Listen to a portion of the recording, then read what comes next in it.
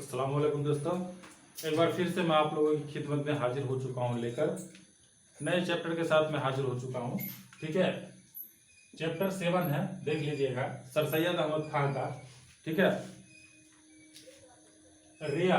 ठीक है, सर सैयद अहमद खान का मजमून है, ये मजमून है। ठीक है, मजमून है रिया। तो आसानी के साथ आप समझ लीजिएगा कि चैप्टर 7 के मुसन्निफ कौन है, तो सर सैयद अहमद खान। ठीक है, तो रिया, रिया का मतलब तो आप लोगों को पता ही होगा कि रिया का मतलब होता है ढोंग दिखावा। ठीक है, तो चलिए कहानी स्टार्ट करने से पहले सबसे पहले हम लोग जान लेते हैं सर सैयद अहमद खान के बारे में। ठीक है, क्योंकि जानना बहुत जरूरी है, आपको यहाँ से क्वेश्चन पूछ ही देता है। ठीक है, तो देखते हैं सर सैयद अहमद खान की पैदाइश कब हुई थी। 1817 ईस्वी को दिल्ली में हुई थी। ठीक है, तो आपको क्वेश्चन इस तरीके से पूछ देगा कि सर सैयद अहमद खान की पैदाइश कब हुई। ठीक है, तो 1817 ईस्वी आप लोग टिक मार के चले जाइएगा, या फिर ऐसे भी पूछ सकता है कि सर सैयद अहमद खान की पैदाइश कहाँ हुई। ठीक है, तो दिल्ली में। ठीक है, आसानी के साथ समझ गए होंगे। अब देखिए वालिद, सर सैयद अहमद खान के वालिद मीर मुत्तकी। ठीक है, मीर मुत्तकी। ठीक है, तो यहाँ पर आप लोगों को कंफ्यूजन होगा, कहीं कहीं आप लोगों को दिया रहता है मीर तकी। ठीक है, मीर तकी। अगर आप लोगों के ऑप्शन में मीर मुत्तकी रहेगा और मीर तकी नहीं रहेगा तो मीर मुत्तकी पे मारिएगा। अगर मीर मुत्तकी नहीं रहेगा, मीर तकी रहेगा तो मीर तकी पे मारना है। अगर दोनों दे दिया, ठीक है, तो आप लोग मीर तकी पे मारिएगा। ठीक है, समझ गया। अब आगे चलते हैं। वालदा, वालदा कौन है? अजीजुन्निसा बेगम। सर सैयद अहमद खान की वालदा का क्या नाम था? अजीजुन्निसा बेगम। आगे चलते हैं। 1862 ईस्वी में गाजीपुर में इन्होंने एक इंजमन साइंटिफिक सोसाइटी के नाम से बनाई।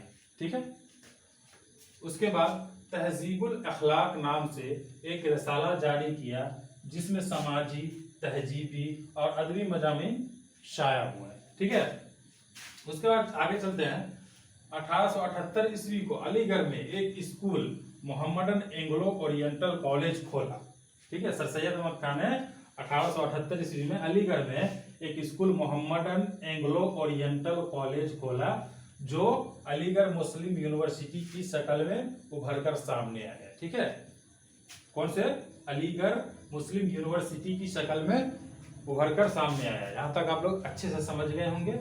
अब देखते हैं 1878 ईस्वी में ही सर का किताब मिला, जो इनके नाम का एक हिस्सा बन गया था।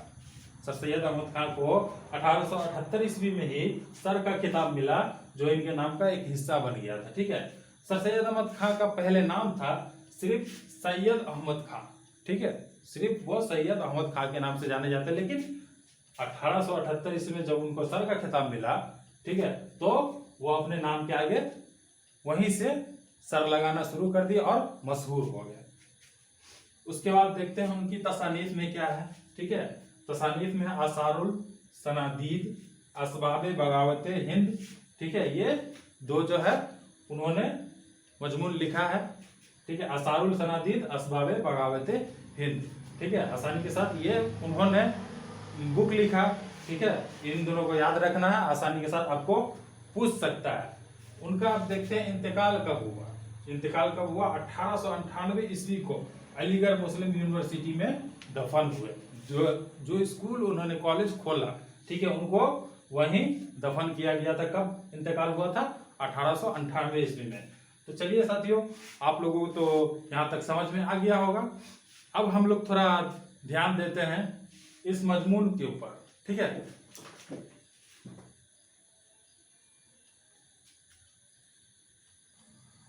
चलिए दोस्तों चलते हैं।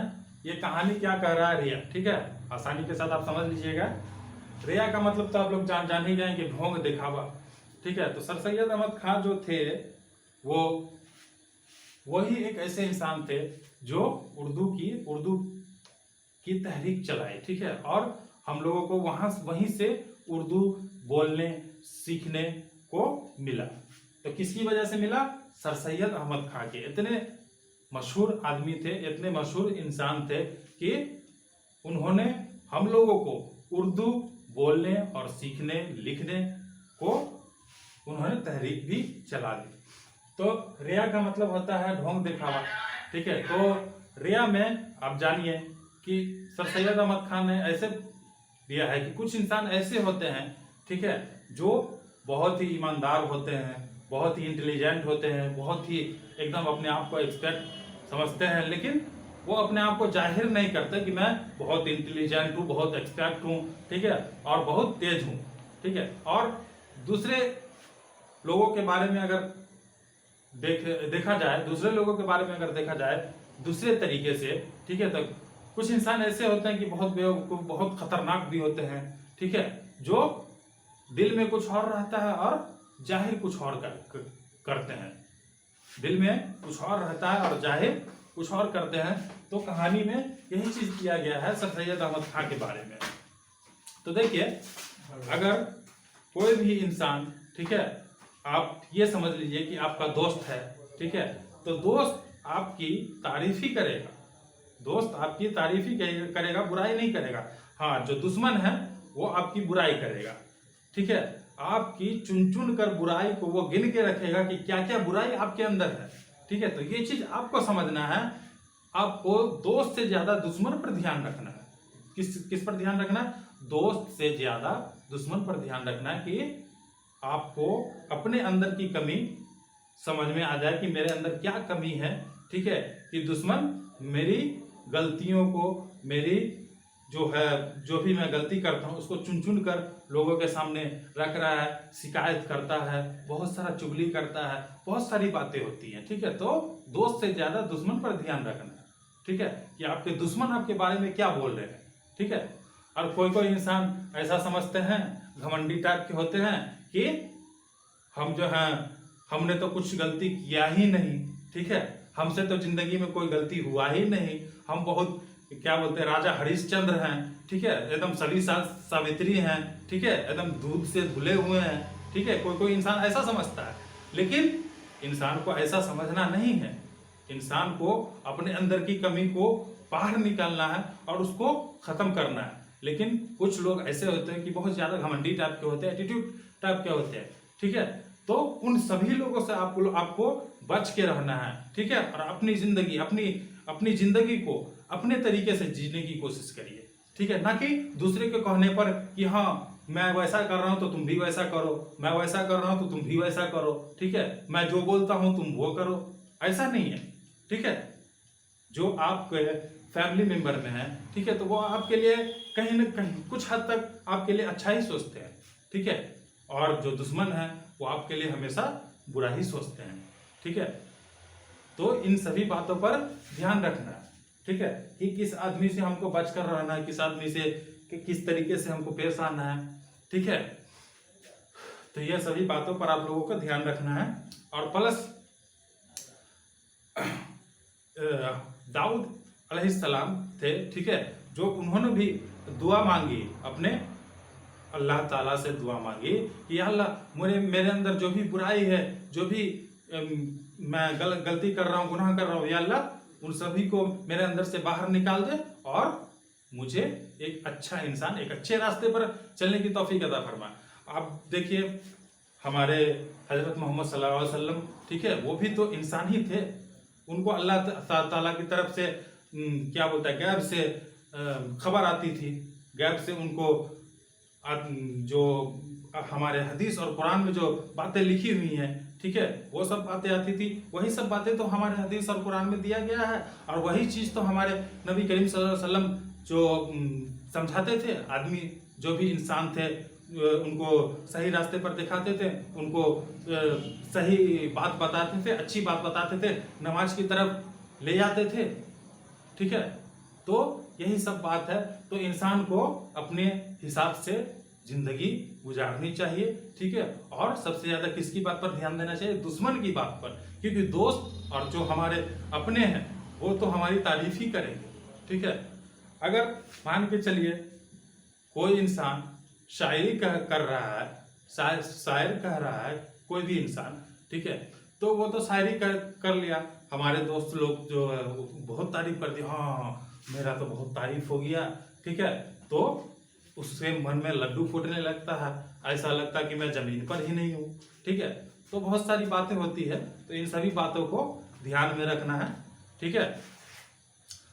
और अपने आप को सही जिंदगी सही तरीके से हमारे जो नबी करीम सल्लल्लाहु अलैहि वसल्लम जो बताए हैं उस रास्ते पर चलना है, नमाज पढ़ना है, कुरान पढ़ना है, सारी कुछ अपने दिल के गर्दे गुबार को बाहर निकाल कर फेंकना है और हमारे नबी करीम सल्लल्लाहु अलैहि वसल्लम के बताए हुए रास्ते पर चलना है।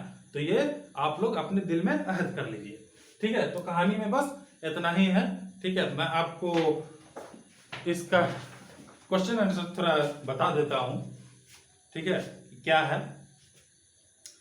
तो यहां देख लीजिए, बुक में दिया हुआ है सर सैयद अहमद खान के बारे में, ठीक है। ये क्वेश्चन है, आसानी के साथ आप देख लीजिए, मैं बता देता हूं, कुछ हद तक आप लोगों को समझ में भी आ जाएगा कि सर सैयद की पैदाइश कब हुई थी, है ना। सर सैयद की पैदाइश कब हुई थी, तो कब हुई थी 1817 ईस्वी में। बन गया आपका क्वेश्चन।